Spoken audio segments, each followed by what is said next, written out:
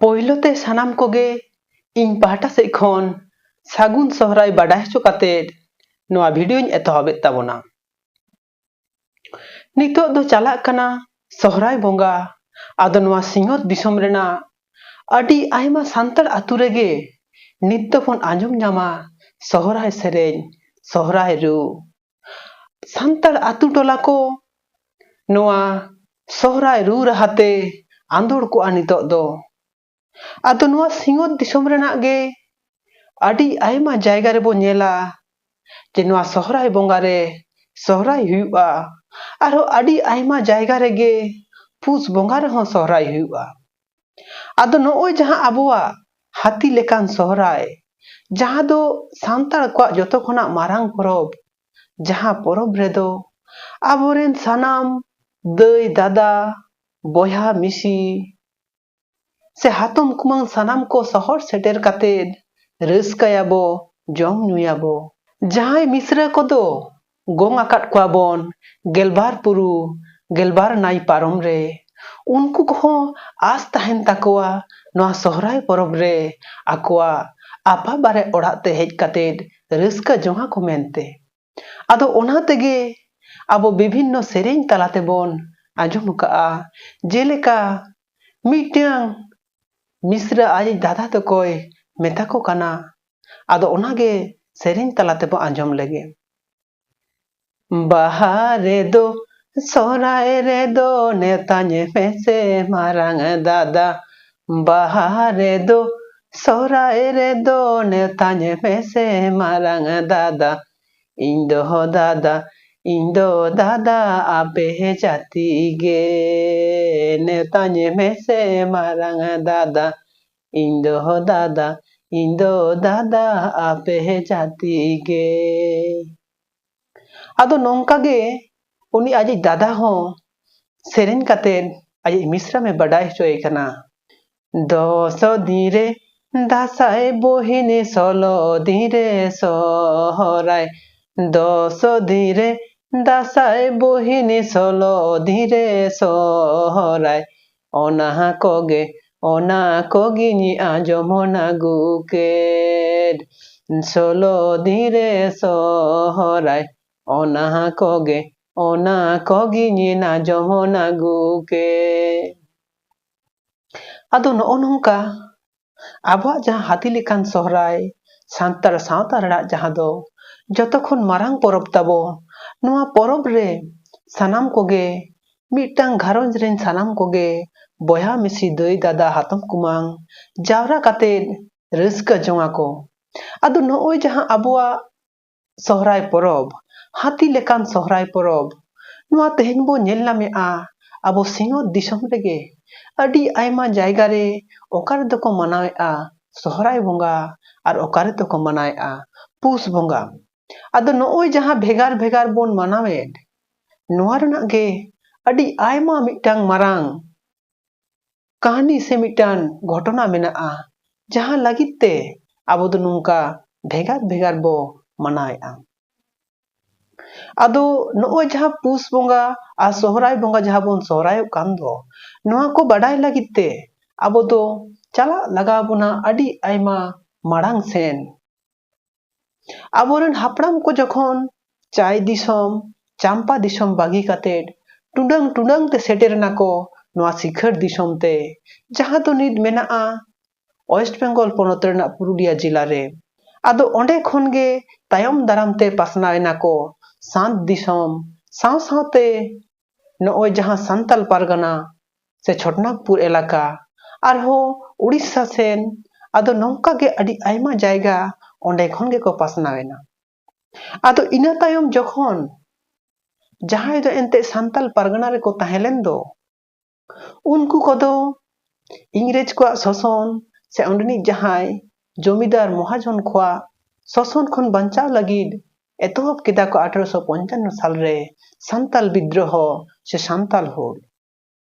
आदो ओना नेल कातेड इंग्रेज सरकार हो अडी आटे बोतल लेना। आदो ओनाते रिका के आय जे नोटनी जहां सांताल को मेना कोदो उनको को मिठे दुड़ुब तिंगु कातेड बाय गापाल माराव चोआ को मेनते आर ओना खातिर तेगे onde ente martial law lagu ke'a. Noa martial law do lagu lena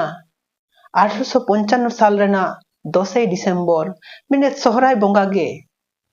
आदो इना तायम जखन अबुआ नोआ सान्ताल विद्रोह से सान्ताल हुल आस्ते आस्ते ते चाबा लेकान ऑक्तो रे से चाबा लेकान जायगा रे सेटेरेना उन ऑक्ते ओना दोय मुचुत केआ से मार्शल लॉ दो ओचो लेना से मुचुत लेना 1856 साल रेना 3 जनवरी। आदो नोय जहां मार्शल लॉ ना मार्शल लॉ ते दो इंग्रेज को कथा तो ताहे कना जे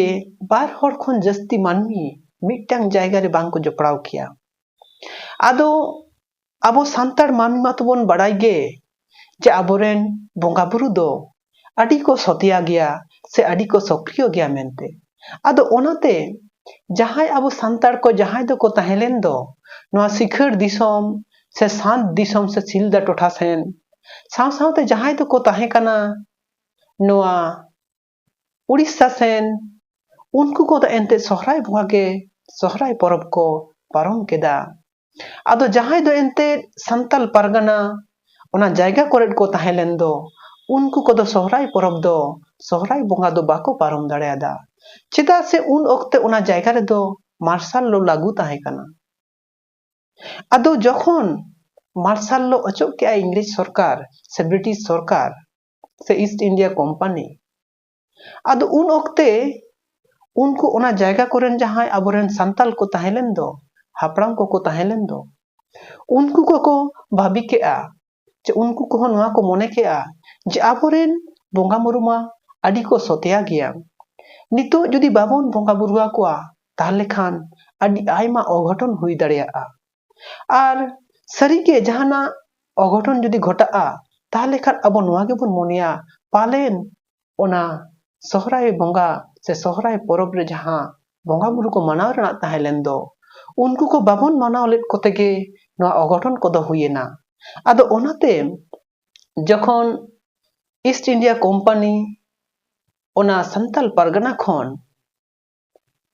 मार्शल लॉ अचोक केदा से पोस बोंगा मांग से अचोक के आय आदो ओना तायम गे ओना जायगा कोरेन आबरेन मानमी से संताल मानमी दो सोहराय परब को मनाव केदा। आदो इना तायम ओना जायगा कोरेन गे आबरेन मानमी को जखन एटा से को उछड़ दीना उनको को एंते उनको को नेल काते सोहराय परब दो पुस बोंगा रे को मनाया। आदो ओने जे नेल आगु काडे आजिज हापड़ाम को पुस बोंगा रे सोहराय परब को मनावे ताहेन ओना नेल काते गे नेतार हो ओना जायगा कोरेन जहां दो एटा से को चलावा कान ताबोना मेने संतार पारगना रेन जहां दो एंते हापेन दिन से पोरेर दिन को एटा से को चलावा काना उनको को दो एंते नित हो पुस बोंगा रे को सोहरायआ आर ओना तेगे अबो नित जुदी अडी भागी ठीक बो ख्याला ताहले बो नेल नामा जे संतार पारगना रना पासापासी जहां तिना गे अबुआ संतार आतु टोला मेना दो से संतार जहां दिसोम को मेना दो ओना कोरेन संतार दो नेतार हो पुस बोंगा को सोहरायआ। ओनाते अबो नित होबो नेल नामा ना वेस्ट बेंगल पनत रेना जहां तो पश्चिमांश जहां तो लई गानोआ बीरभूम बर्धमान रेना किछु अंश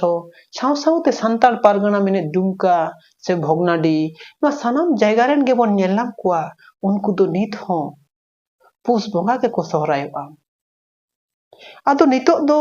अबो आबोरेन जहां हापड़ाम कोआ जहां कमी होरा जहां जोश ताहेलेन दो चेदा एंते पुस बोंगा को सोहराय कान ताहे से सोहराय लेना नोआ को मतबोन बड़ाई केदा। आदो ओनाते नोआ को बड़ाई ताहे आबुआ दो नोआ गे रिका हुयुग मा जे आबुआ सोहराय परब दो मिद ऑक्ते सोहराय बोंगा के बोन कोराव मा तोबे आनी आबो दो हापेन दिन आबोरेन जहां भारत सरकार मेनाय दो उनी ठेन बोन दाबी दाड़ेया आबो जहां सबचे मारांग परब हाथी लेकान सोहराय परब नोआ भाखराते छुट्टी एम रेना। आदो मुचुद रे